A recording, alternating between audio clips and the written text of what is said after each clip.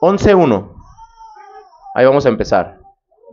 Ahora ya saben, si se les hace larga la predicación, no se me distraigan, se me paran, sin distraer a los demás. ¿Sí? El baño para los niños está clausurado ahorita. Nada más van al baño y se tardan 25 minutos, ¿va? Entonces vamos a poner atención.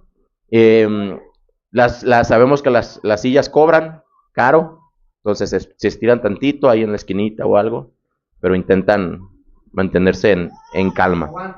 Aguanten. Si alguien viene, le damos la bienvenida y ya saben cómo, ¿verdad? Sin hacer tanto.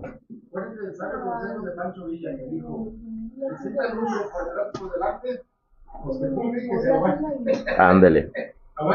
Aguanten tantito, amén.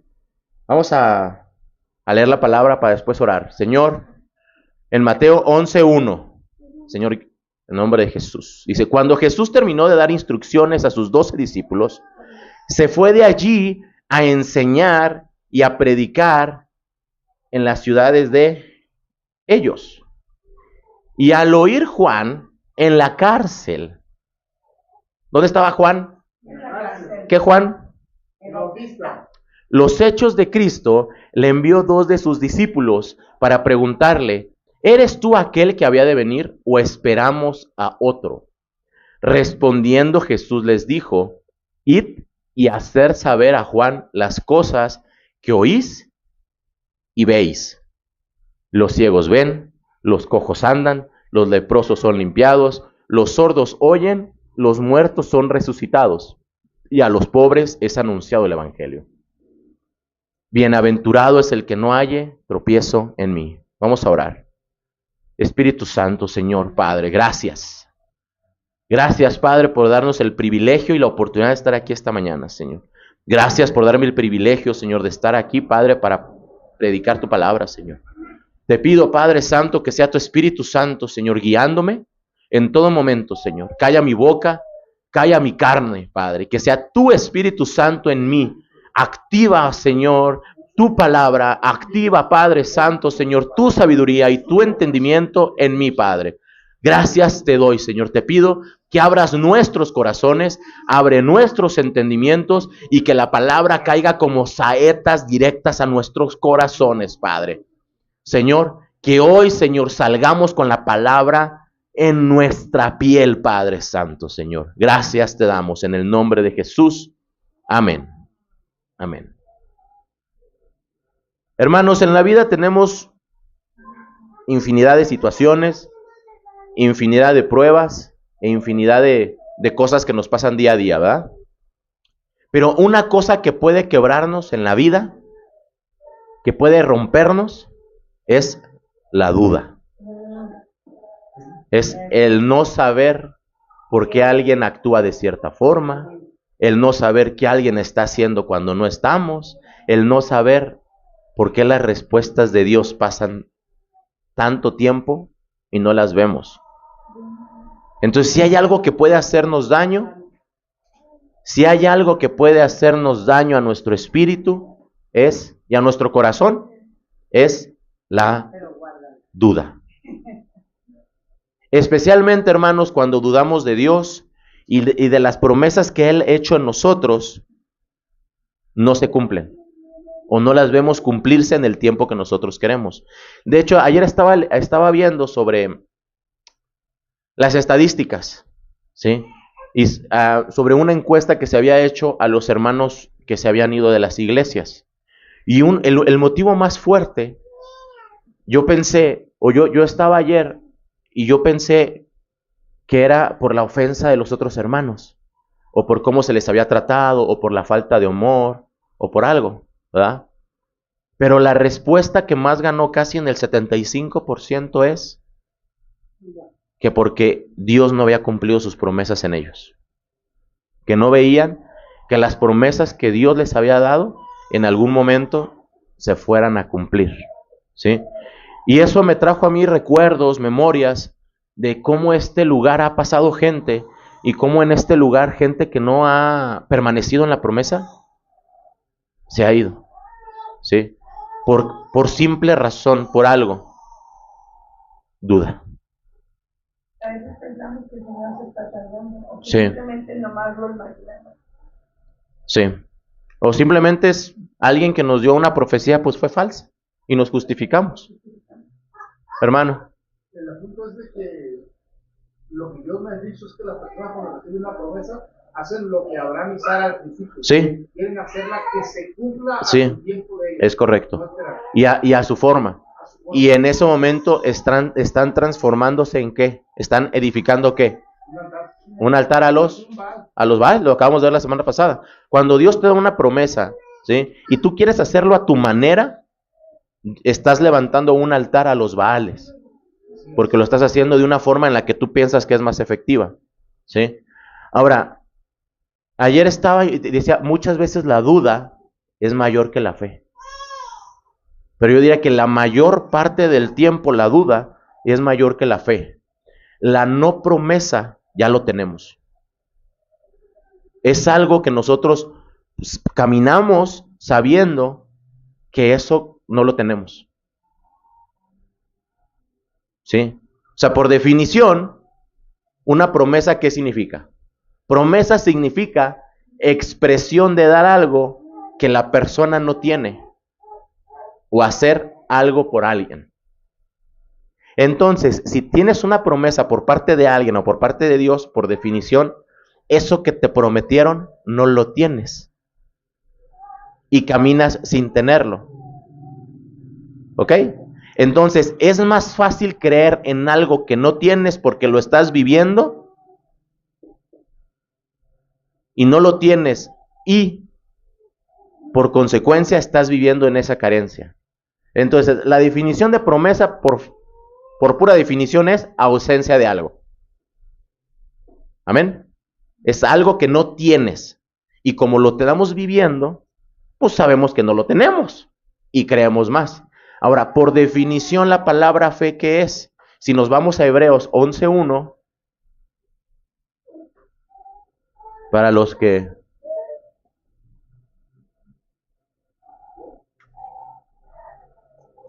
Los héroes de la fe.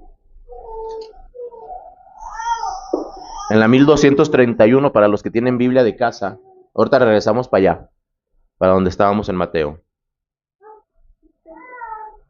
Mucho después. Aquí Pablo nos da la definición de lo que es fe. ¿Amén? ¿Ya lo tienen?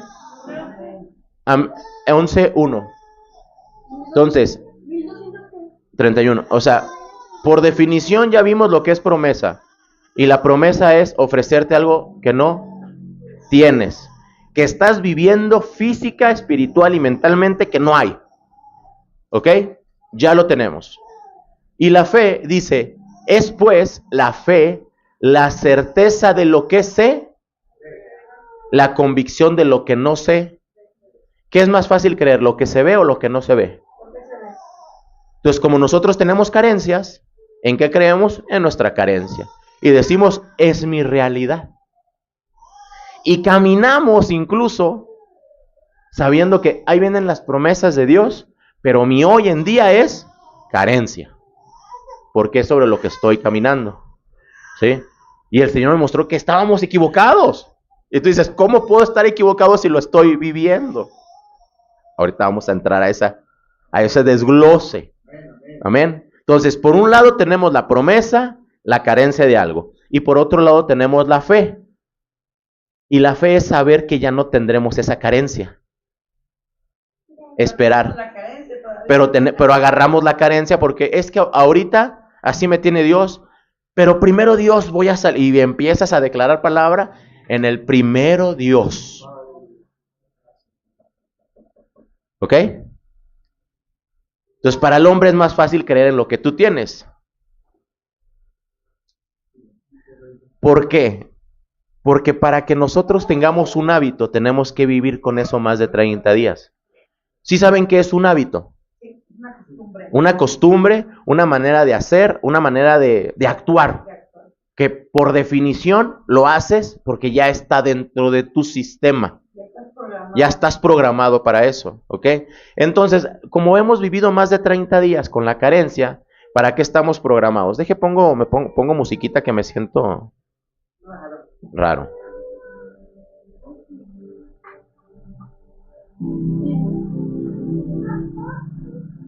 Ok, hemos vivido más de 30 días con la carencia. Entonces, por hábito, por costumbre, por programación, ¿en qué vivimos?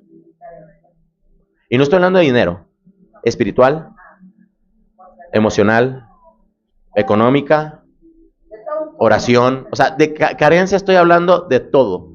Ahora, enfoca esa carencia a lo que Dios te prometió. Y tú puedes ver que no se cumple. O dudas, o te manejas escenarios donde ves que la promesa no se va a cumplir. ¿Ok? ¿Por qué? Porque estamos acostumbrados a no tenerlo, a que fallemos en eso, a vivir en la carencia de amor, la carencia incluso de fidelidad, la carencia de respeto, la carencia de alimentos, la carencia económica, la carencia de la lectura de la palabra, ¿sí? Porque nosotros agarramos y decimos, Señor, la carencia de la intimidad con Dios, porque decimos, Señor, dame más de ti. Sí, sí. O Señor, dame ganas de leer tu palabra, ¿verdad? Y tenemos carencia, pero es más difícil caminar en fe abriendo la palabra porque tenemos una programación de más de 30 días, muchos durante 38 años, como en mi caso, que tenemos una programación ya definida en nuestro sistema, ¿verdad? Por eso es muchas veces que no creemos, por eso es muchas veces que nosotros preferimos adoptar la carencia que a empezar a adoptar la fe en nuestra vida. Porque empezamos a tener fe, hermanos, cuando vemos las cosas. Empezamos a tener fe cuando empezamos a ver el caminar y no, ya viste una señal y no, es que ya viene mi promesa. Y empezamos a creer y de repente la promesa empieza a acelerarse porque empiezas a creer por una señal. Entonces, ¿tuvimos fe? No es que hasta que lo vi. Entonces no es fe. Entonces empecé a creer. Ayer leía en un devocional que no es un libro que estoy leyendo, es que la oración dice: si tú no lees la palabra es la llave que te lleva a orar, sí, y a conocer a Dios, y en Él empiezas a caminar y a creer conforme a lo que Él dice. Sí. No la palabra, pero muchas veces leemos la palabra, oramos, ponga usted que la entendamos, pero no hemos entendido lo que significa la palabra fe. Por definición sabemos que es algo que no se ve, es la certeza de lo que esperamos, la convicción propia, ¿verdad? Por definición. Pero realmente nosotros empezamos a creer en el momento que lo empezamos a ver. Porque incluso vienen los ataques del enemigo. No, es que el enemigo ya se está y creemos más en lo que el enemigo está haciendo. O sea, le damos más poder al ataque de Satanás, porque hasta decimos, no, es que el diablo tiene poder. O sea, hasta declaramos más de lo que el diablo puede hacer. Porque lo estamos, ¿qué? Viendo. Entonces el Señor ayer me decía, el pueblo necesita caminar en fe.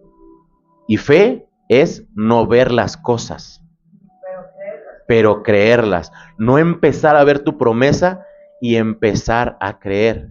Entonces ahí venimos nosotros todos programados, sabiendo que es la carencia y sabemos que pues nuestro límite es tanto porque trabajo en este lugar y mi límite semanal son 10,000 pesos, 12,000 pesos, 13,000, 5,000 semanal. O sea, vamos a poner lo que mi límite son de 4,000 o mi límite son de 15,000 o de 30,000, pero ese es nuestro límite porque es lo que puedo lograr. Entonces, ¿estamos caminando en fe o en lo que nosotros conocemos que podemos hacer? ¿Verdad? Cuando sabemos que Dios va a prosperar y que Dios va a dar, no es algo que Dios ya nos está dando. Entonces nosotros podemos tener fe que la renta se va a pagar, que los alimentos los vamos a tener, que la luz se va a pagar y que vamos a empezar a tener esas necesidades cubiertas. Pero eso no es caminar en fe. Eso es caminar sabiendo lo que Dios hace en tu vida porque ya lo hizo con anterioridad. Entonces no es fe, ¿verdad? Entonces tú vas ahí caminando sin fe, con carencias, y viene el Espíritu Santo y nos da una promesa. Y nos emocionamos, nos gozamos. ¿Cuántos les han dado promesa en este lugar? A todos. Ahora, ¿cuántos nos emocionamos, nos gozamos y sabemos que Dios va a cambiar y darnos eso que nos está prometiendo? Todos nos emocionamos, todos nos gozamos, pero pasan 2 semanas y ya empezamos a adoptar de nuevo la realidad de nuestra vida, que es la carencia. ¿Sí? Vivimos en carencia. Y por consecuencia la gente deja de ir a la iglesia porque no hay diferencia entre ir a la iglesia y no ir a la iglesia para la gente. Porque pues sigo igual. Incluso si dejo de ir a la iglesia, puedo ganar más dinero. ¿O no? Trabajo más. Para empezar, no creemos la mayor promesa a veces. ¿Cuál es la mayor promesa que tenemos? La salvación. Y a veces no sabemos caminar en la salvación. Aún en nuestro mundo de fantasía creemos que es mejor nuestra sabiduría mundana. Y ahí andamos dándonos consejos a nosotros mismos. No, es que mejor no voy a la iglesia. O mejor voy a hacerlo a mi manera. O mejor lo voy a hacer de esta forma. Al cabo, si Dios me lo permite. Y a veces pensamos que venir a la iglesia le estamos haciendo un favor a Dios. Al pastor, a los hermanos aquí presentes. O para que la gente me vea diferente. Primero, hermano, si quieres promesa de parte de Dios, pregúntate si ya tienes la promesa de la salvación. Este es el primer punto. ¿Ya tienes la promesa de la salvación? ¿Cuántos de ustedes hoy se declaran salvos? ¿Cuántos? ¿2? ¿Nadie? ¿Nadie? 2 son salvos nada más aquí. 3. Otra vez. ¿La fe qué es? De lo que no qué. Entonces, si tú en tu vida,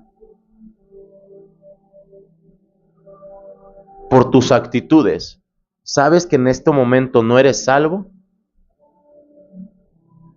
y no has agarrado la promesa de la salvación, no tienes fe en esa salvación. A pesar de tus actos, a pesar de la situación en la que te encuentras, tú debes de tener certeza de creer en lo que no se ve reflejado en tu vida. Otra vez, ¿quiénes de aquí son salvos? Amén.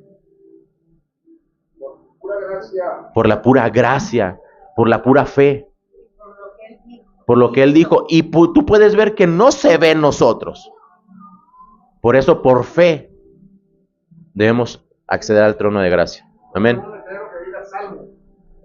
traigo nada que diga salvo.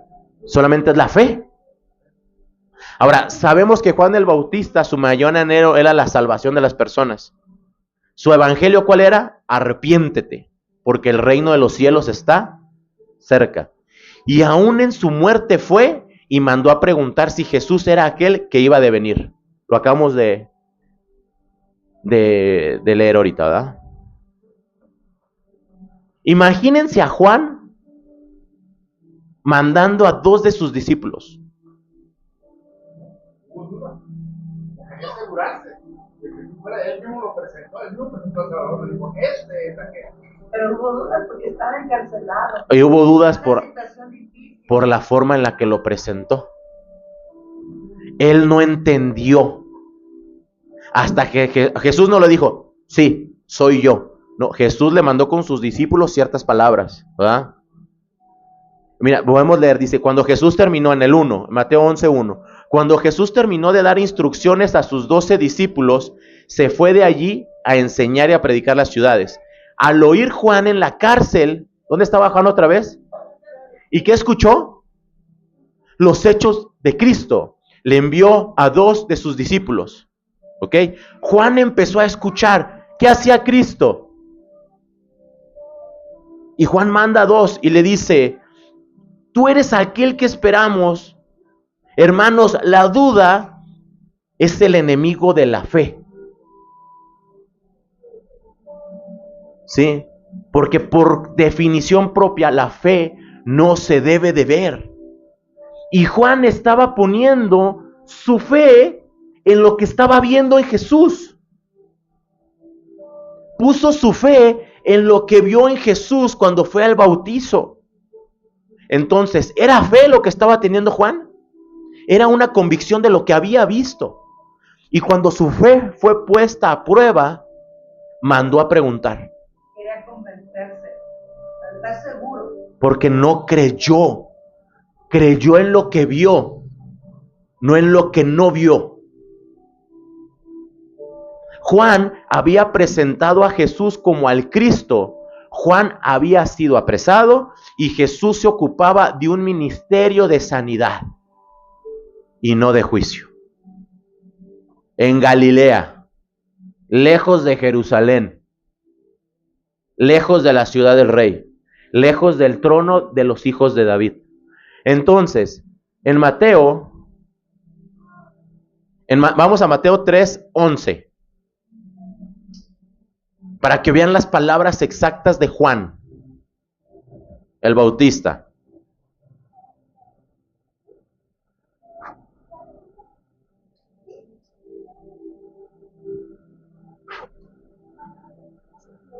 Amén. Amén. Cuando lo tienen me dicen amén, por favor. Así con ese gozo que los caracterice como hijos de Dios. Amén. En el 3:11. ¿En qué página estamos? 973, Dani. Dani, 973. Para que vayas con nosotros. Que todos vayan con nosotros. Amén. 3:11. Dice, estas son palabras de Juan cuando llega Jesús con él, ¿verdad? Dice, yo a la verdad os bautizo en agua, ¿para qué? Pero el que viene tras de mí, cuyo calzado yo no soy digno de llevar, es más poderoso que yo. Él os bautizará en Espíritu Santo y fuego. Su aventador está en su mano y limpiará su era y recogerá su trigo en el granero y quemará la paja en fuego que nunca se apagará. Acá Juan está diciendo, viene el que es más poderoso que yo y los va a bautizar en fuego. Y cuando escucha lo que está haciendo Jesús, dice, oye, ¿si eres tú? Porque estás sanando a los pecadores. Y lo que acabo de presentar es que el trigo es el fruto del Espíritu Santo y la paja fruto de la carne y el pecado. Y que tú la pasarás por fuego. Y tú vienes y agarras a los pecadores, comes con ellos y los sanas.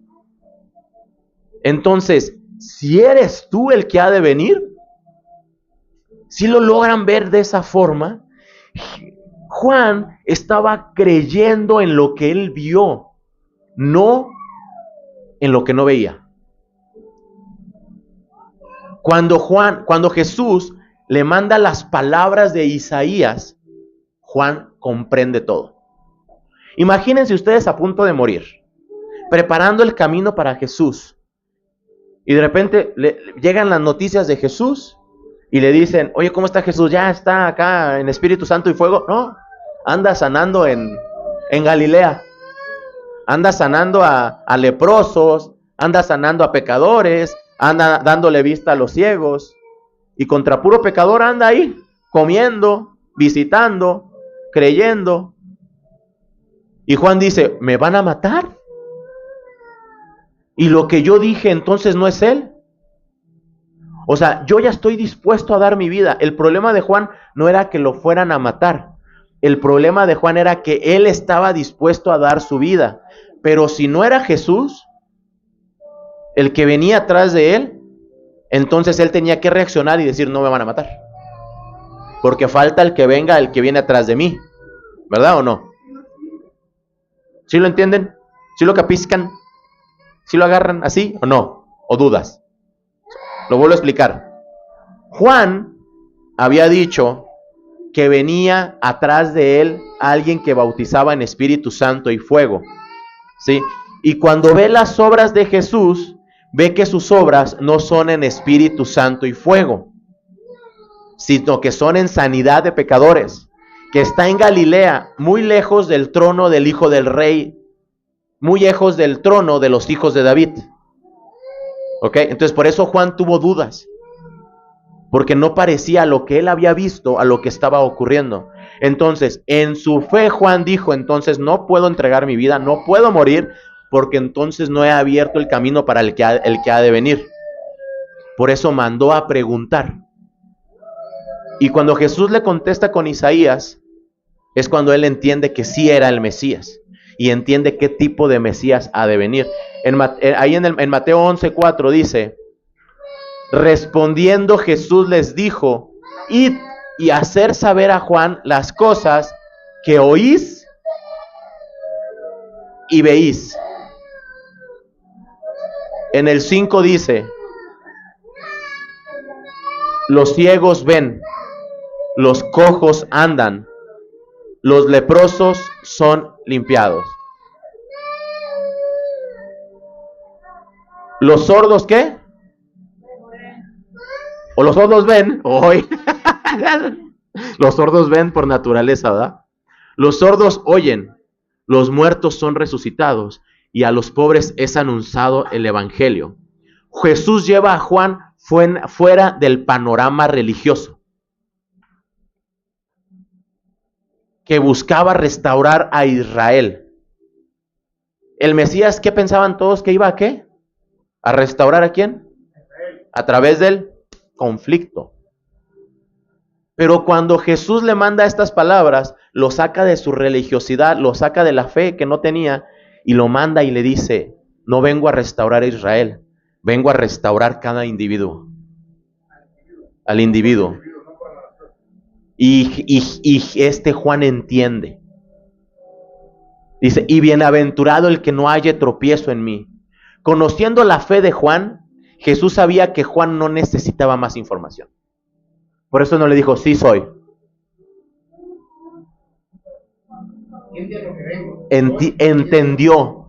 Para aclarar sus dudas, porque sabía que Juan era alguien que conocía la palabra y tenía comunión con el Espíritu Santo.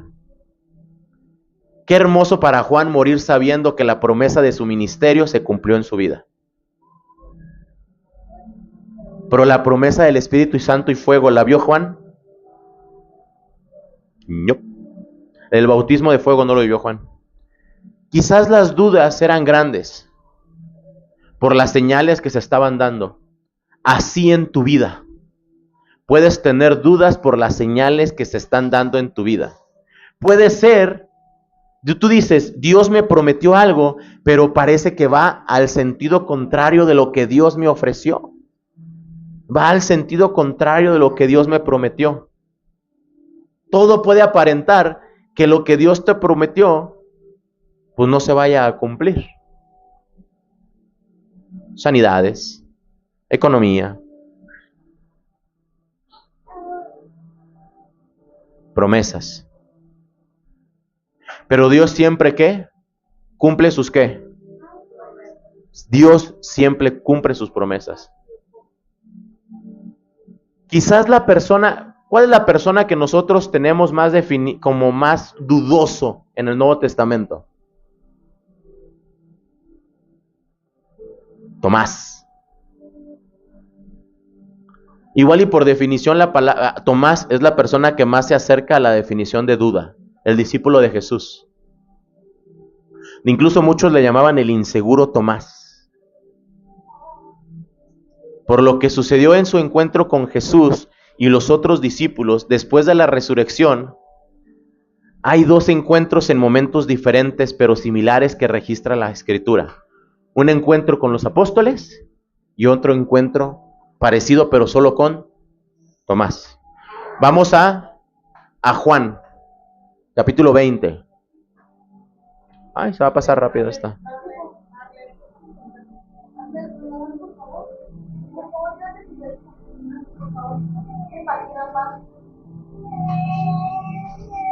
En la 1106. 20, 19.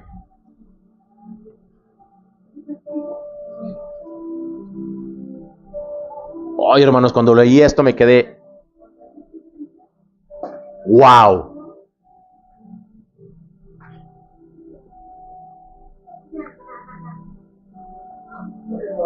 Amén. 20:19. Dice, cuando llegó la noche de aquel mismo día. ¿De qué mismo día estamos hablando? De la resurrección. ¿Ok? Estamos hablando del domingo de resurrección. Aquella misma noche. ¿Ok?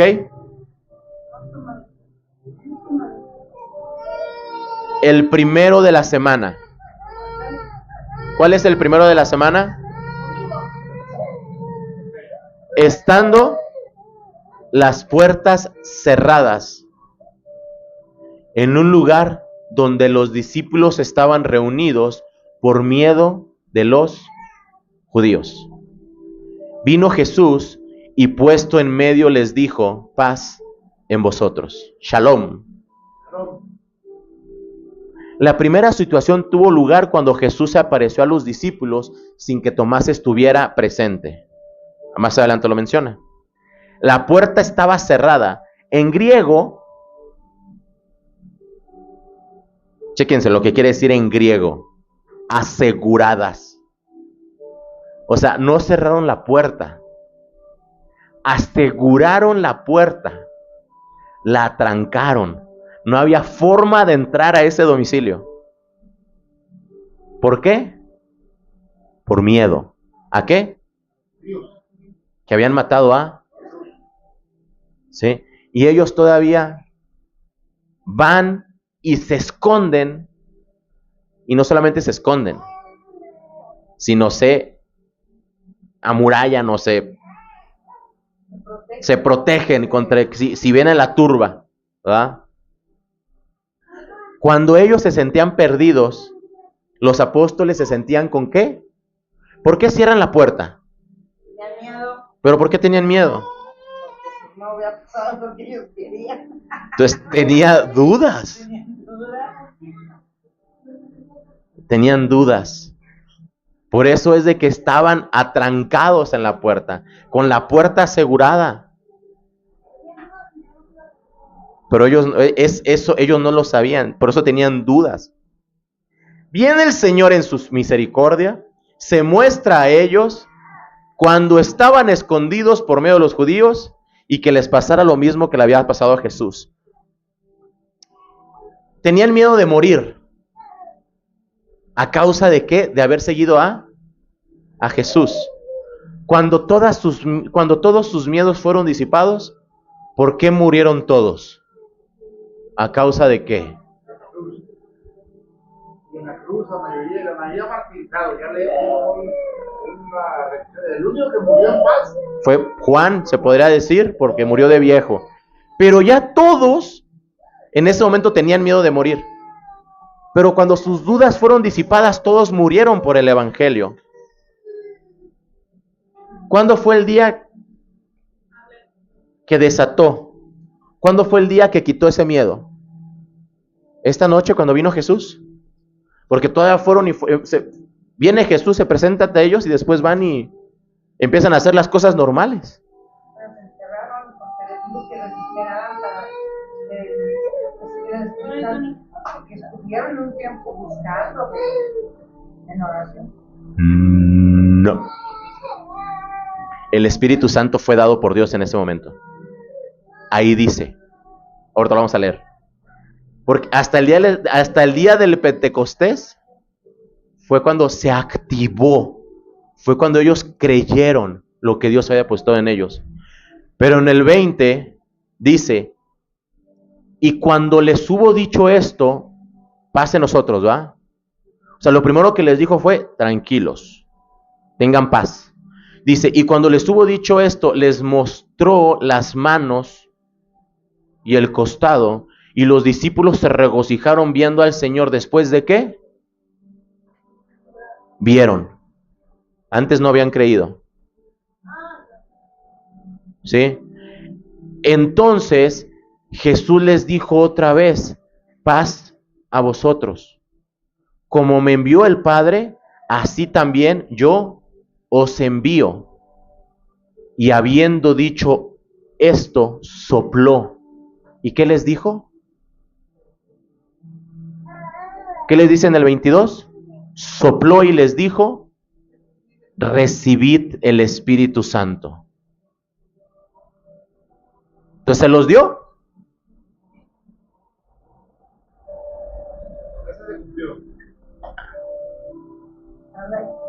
Pero ¿después de cuánto tiempo? Y todavía cuando el Señor llega y les dice, recibe el Espíritu Santo, ellos se quedan así de, ajá, no entendieron, porque seguían con dudas. Ahora, aquí viene la promesa que Juan había dado. Los bautizará a través del Espíritu Santo.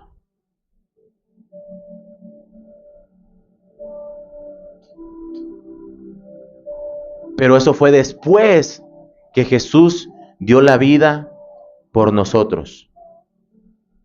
Entonces, ¿se cumplió lo que Juan había visto?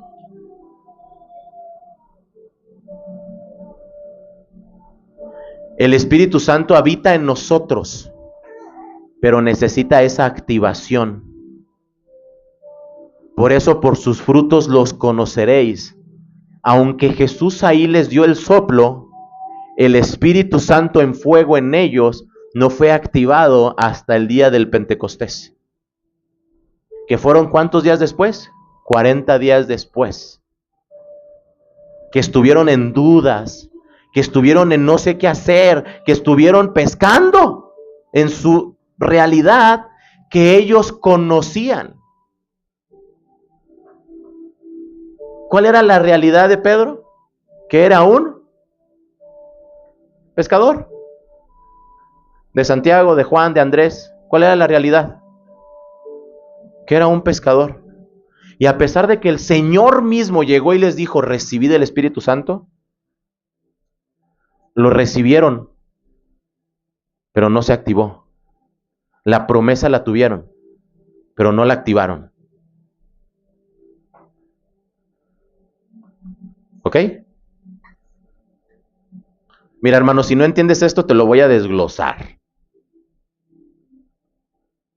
Tu promesa, Dios te la dio primero en verbo, en palabra.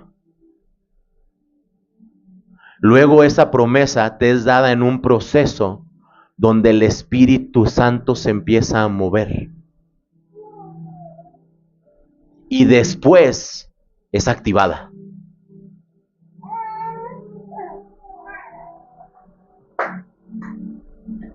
¿Sí? Entonces, si tú no ves tu promesa cumplida hoy en día, no es porque Dios no te la haya dado. Dios ya la depositó en ti. ¿Qué falta? Que se active. ¿Y cómo la vas a activar? ¿Cómo vas a activar esa promesa? ¿A través de qué? Fe. De algo que tú no ves. Hermanos, tener dudas es lo normal. Tener dudas se puede decir que es lo común y lo que espera el hombre del hombre. Malinterpretar la promesa es lo que se espera de nosotros mismos siendo hombres. ¿Sí? No es de que Dios se esté tardando, es que Dios ya te la depositó. Pero falta que tú la actives con la fe, con aquello que tú no ves.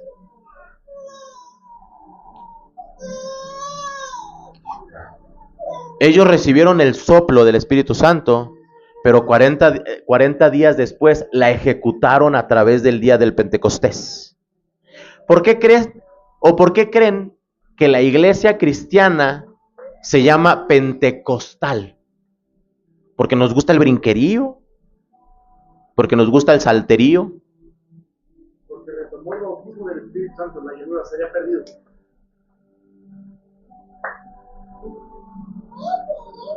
porque nosotros caminamos en esa fe que no se ve.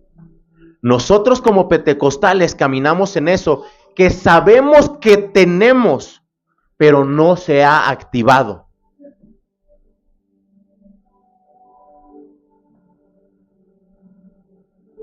El fruto del Espíritu Santo se da cuando hay una activación de fuego en ti.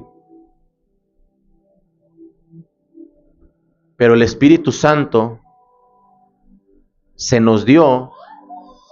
¿Cuándo se nos dio el Espíritu Santo?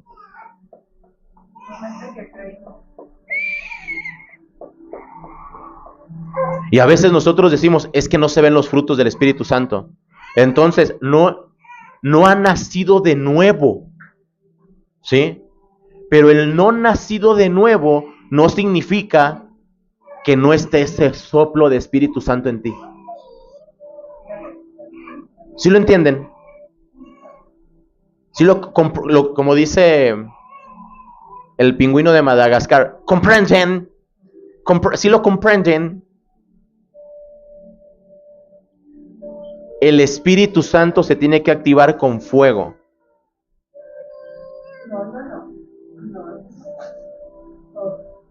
Volvemos a donde estábamos en Juan. Al versículo 23. Hermanos, esto está para llorar. En la misma que estábamos ahorita, 1130 y algo. 937, espérate. No, espérame. Que no la pierdan.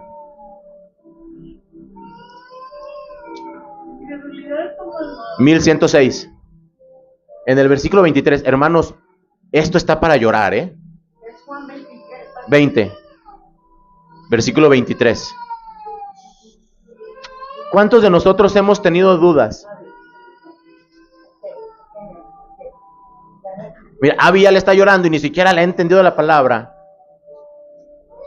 Abby.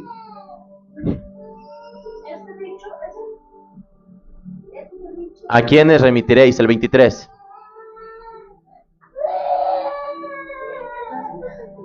(1106) Dice en el 23, dice, a quienes remitiréis los pecados, les son remitidos, y a quienes se los retuvieres, les son retenidos. Pero Tomás, uno de los 12, llamado Dídimo, no estaba con ellos cuando Jesús vino. Le dijeron pues los otros discípulos, al Señor hemos visto. Él les dijo, si no viere en sus manos la señal de los clavos, y metiere mi dedo en el lugar de los clavos, y metiere mi mano en su costado, no creeré. Para los otros discípulos, cuando vieron a Jesús, ¿qué fue suficiente? ¿Lo quisieron tocar? Pero Tomás dice, yo tengo que meter el dedo en sus manos y tengo que meter mi mano en su costado para creer que es el Señor. En este enfrentamiento, en este confrontamiento que Jesús tiene con los discípulos, también dice que los envía al mundo como el Padre los envió a Él. Jesús se va y después de este increíble evento, los discípulos relatan la historia a Tomás. Su respuesta es lo que recordamos, lo que acabamos de leer. Él dijo que no creería a menos de... Y a veces nosotros no creemos lo que Dios está haciendo en los hermanos hasta que no veamos.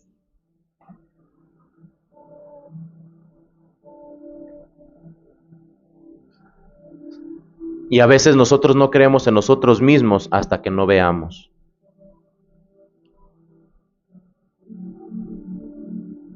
La fe es ¿qué?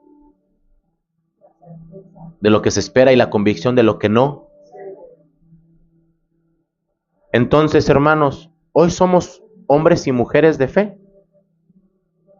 o mediana fe. O a veces sí y a veces no. Pero Dios nos quiere llevar a ese lugar de fe. Ayer que estaba leyendo esto,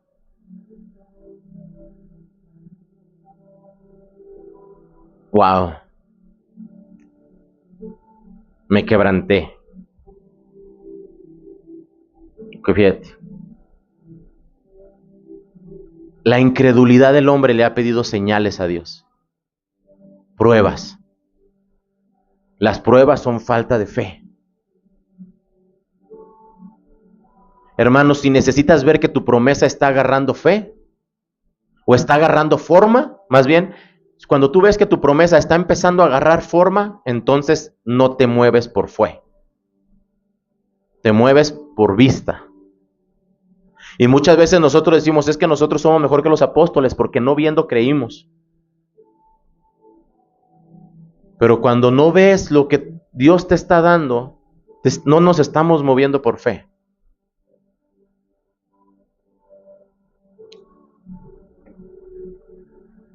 Fíjense lo que dice el 26.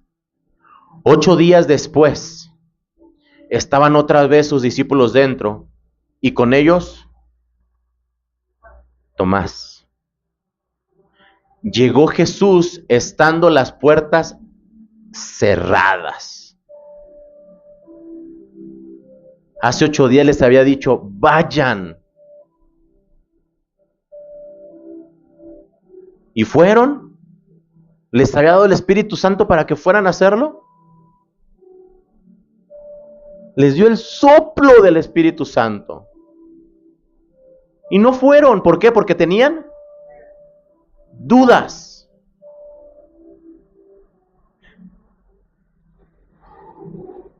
Y se puso en medio de ellos y les dijo, paz con vosotros. Luego dijo a Tomás, fue un encuentro directo con Tomás, aunque estaban todos los demás, fue con Tomás y lo confrontó. Pon aquí tu dedo y mira mis manos, acerca tu mano y métela en mi costado. Y no seas incrédulo, sino creyente. Entonces Tomás respondió y le dijo, Señor mío y Dios mío. ¿Tomás metió el dedo? No. Porque la palabra ha sido tan clara que hubiera dicho, hijo, y Tomás metiendo los dedos, ¿va? Comprobó. Ya no, creyó. ¿Pero por qué creyó? ¿Porque se mostró o por la conversión que aquí le hizo el Señor? Aquí el Señor convierte a Tomás a la nueva fe. Le dice, no seas incrédulo, mete. Lo ofendió. ¿Por qué pudo haber ofendido a Tomás con la palabra incrédulo?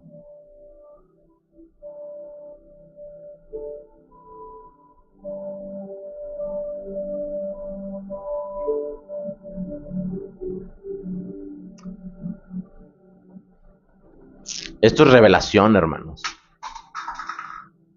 ¿Por qué Jesús le pidió específicamente que metiera sus dedos a los hoyos de su cuerpo, así como Tomás lo solicitó? Y enseguida le hace la advertencia, no seas incrédulo, sino creyente.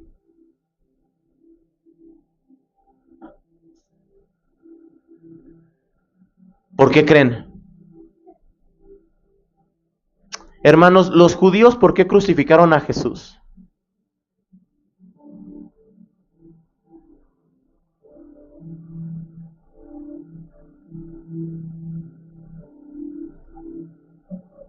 ¿Qué más? ¿Por qué lo crucificaron? Exacto, porque no creyeron que Jesús era el Mesías. Los judíos no creyeron que Jesús era el Hijo de Dios. Entonces, hermanos, un grupo de incrédulos crucificó a Cristo. Cuando tú dudas de las promesas de Dios, estás metiendo las manos en sus llagas y sus manos y costado, y estás siendo partícipe de su crucifixión. hoy en día, a través de tus dudas, crucificas al Señor cada vez que tienes dudas.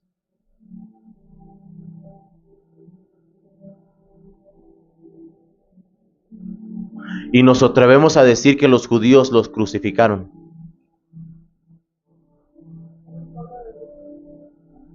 Cuando su pueblo actual los sigue crucificando a diario. Hoy en día, hermanos, la iglesia sigue crucificando a Cristo a través de las dudas. Porque la incredulidad fue la primera que hizo que Jesús fuera crucificado, porque no creyeron en el propósito de Jesús. Y hoy en día, la incredulidad hoy en día hace que tú sigas siendo partícipe. Por eso el Apocalipsis dice que es el Cordero inmolado. No dejamos de ser incrédulos. No dejamos de ser esas personas que lo estamos crucificando día a día. En el 29 dice, Jesús le dijo, porque me has visto, Tomás, creíste. Bienaventurados los que no vieron y creyeron. Bienaventurados las personas que tienen fe. Bienaventurados las personas que no ven y creen. Que tienen certeza a pesar de no ver y creen en las promesas de Dios. Tomás tuvo un momento de duda, pero regresó del lugar de debilidad para fortalecerse. Sus dudas se disiparon en un glorioso momento de iluminación. La iluminación llega cuando le dice, incrédulo. Incrédulos. Dejemos de ser incrédulos, dejemos de dudar. Cuando tú dudas, estás nada más metiendo los dedos en las llagas de Cristo. Y si eso no te duele, hermano, a mí ayer me rompió.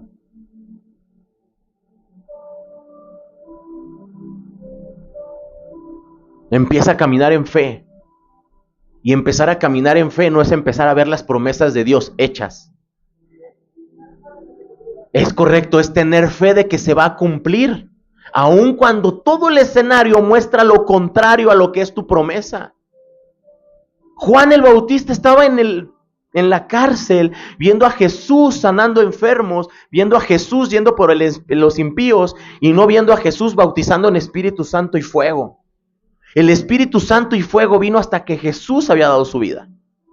Y cuando Jesús ya no estaba con los discípulos, es cuando se da el bautizo de fuego en el día del Pentecostés. Y la activación del Espíritu Santo se hace. No es que los discípulos no tuvieran el Espíritu Santo, es de que no habían creído y seguían dudando de lo que Jesús había puesto en ellos. Entonces, hoy en día,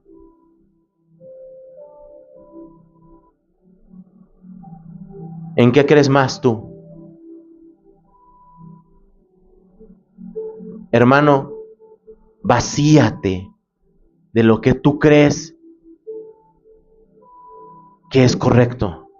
Vacíate de lo que tú crees que es el proceso correcto para la promesa que Dios tiene para tu vida. Renuncia a todo aquello que tú piensas que es el caminar lógico de las promesas de Dios en tu vida. Para creer no necesitas ver. Para creer necesitas sentir. Duda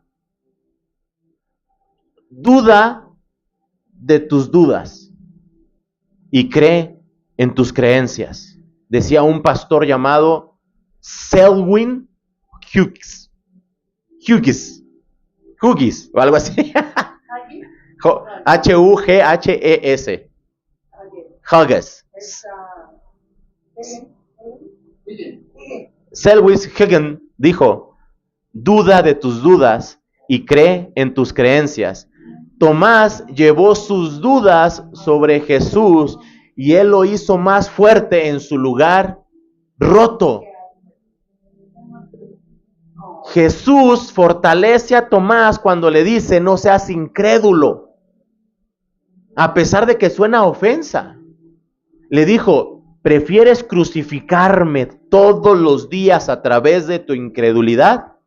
¿O prefieres ser creyente aún sabiendo que sin tú ver las cosas, las promesas de Dios van a ser cumplidas en tu vida?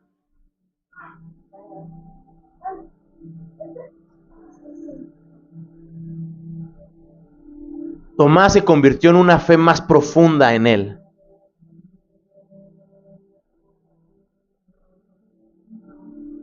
Y se convirtió en un gran seguidor de Cristo y un gran hacedor de su palabra. Y murió a causa del evangelio, sin esconderse, sin dudar.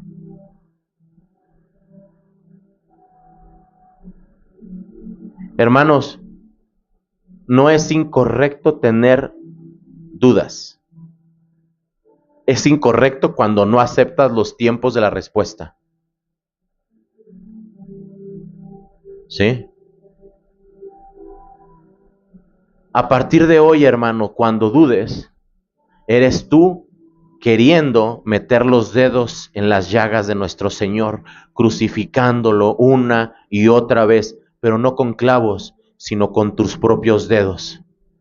Ahora los clavos pasan a ser tus dedos. Cada vez que tú estás dudando, tú estás clavando con tu propio ser a tu Señor.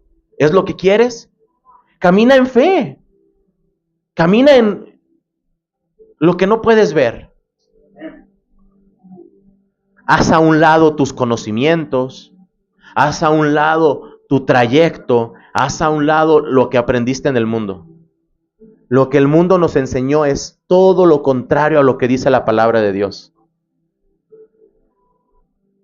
Aquí en Mateo el Señor les dice, vayan, como yo he ido. ¿Y qué hacen todos? Se quedan. Y cuando el Señor se vuelve a presentar contra Tomás y los 12, nada más se presenta contra Tomás. A los demás ni les hizo caso porque ya les había dicho lo que le tenías que decir. No es de que se encontró a Tomás solo.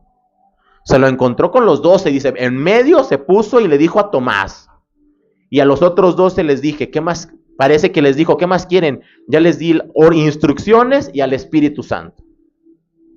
¿Qué esperan para hacer las cosas? Hermanos, ¿qué esperas para creer? ¿Dios hizo una promesa a tu vida? Dios no la va a hacer. ¿Ok? ¿Sí que echaron eso? Si Dios te dio una promesa, Dios no la va a hacer. La está haciendo. Nada más está esperando el tiempo de estar activado. Tengo una promesa que Dios me hizo un día. Que me iba a dar los papeles para regresar a Estados Unidos, pero que me los iba a poner en el camino. Amén. O sea, ya están dados. ¿Sí? Yo además tengo que seguir caminando y un día se van a manifestar sin que yo los busque. Y si me conocen, saben que todos están buscando. ¿Armando va a venir? Ya está hecho. Más tengo que seguir en el camino. Mi promesa ya está hecha también. No puedo decirle al público porque. Pero ya está. Y yo me he confrontado con dudas. Pero tus ojos se la ven. Y yo he tenido esas batallas de ¿será los tiempos? ¿Será lo correcto? ¿Qué pasará? Dios. Pero ya está hecho. Y cuando el Señor me llevó a esta palabra, y cuando me puse a confrontarme en las dudas, y me puse a ver de que, Señor, te crucifico más de 2 o 3 veces al día. ¿Cuántas veces lo crucifican ustedes?